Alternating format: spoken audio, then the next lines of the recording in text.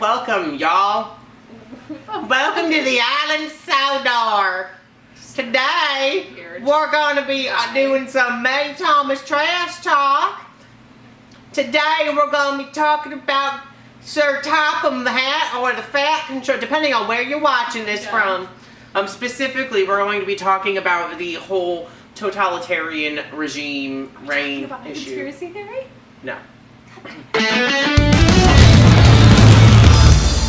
So there's this whole big Tumblr post, among many other posts. But this articles. one is just classic. And I get tall, I want to talk about this. I'm literally sitting up. Like, She's sitting on her legs. Yeah. There's this Tumblr post about, like, the issues with Sodor and, like, how the engines are punished and all this kind of stuff. I'm sure most of you have seen it. The primary point is that Henry's like, I'm not coming out of this tunnel, and Sir Topham Hatt's like, great, let's brick you in and make you live with that choice.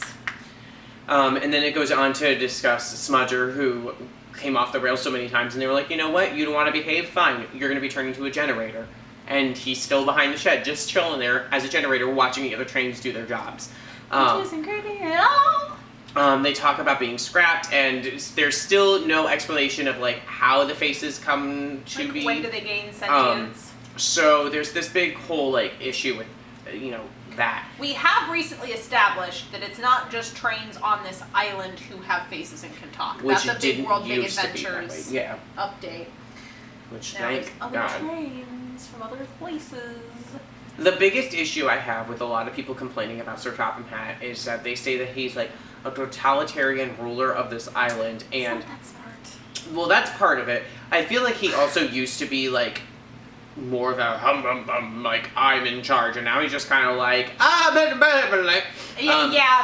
character has definitely adjusted over I think the years. character now is good because he's still got that rough gruff, like, I'm in charge, and all of that. Like, you still kind of, like, respect him as a manager, but he's also kind of stupid.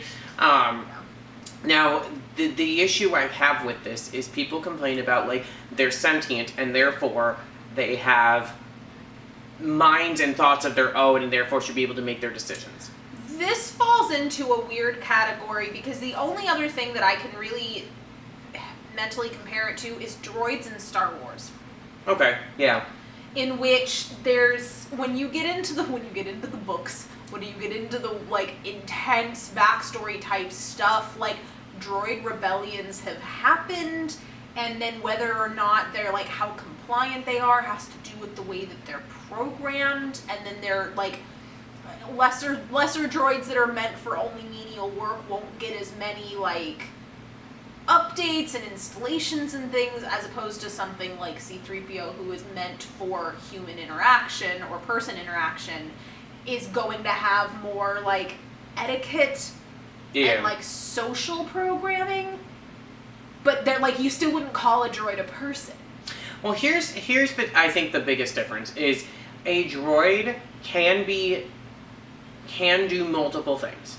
If a droid says, if a droid becomes I don't know if this is even a thing. If a droid becomes self-aware and says, I don't want to do that job anymore, I want to do this job, there is an easier capability of that droid being able to do that job.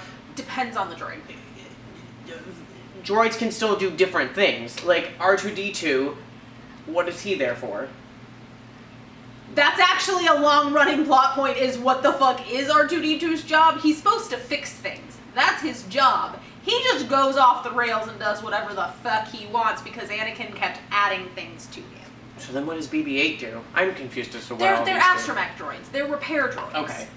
They just, depending on what kind of ship they're supposed to be repairing, they have more functionalities. So they also serve for navigation. Now, the difference between that and these Thomas trains... Their one task is to pull trains, or to push trains, and that is it.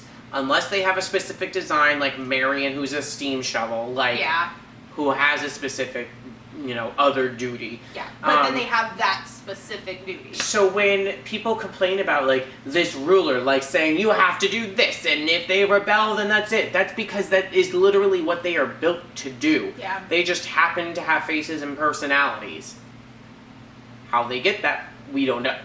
But it's like asking like how like cars in the Cars universe, do they have car insurance or life insurance? they've got like, a Pope, there's so it means deep that it's just questions. Jesus. Yeah. Car Jesus. Car Jesus.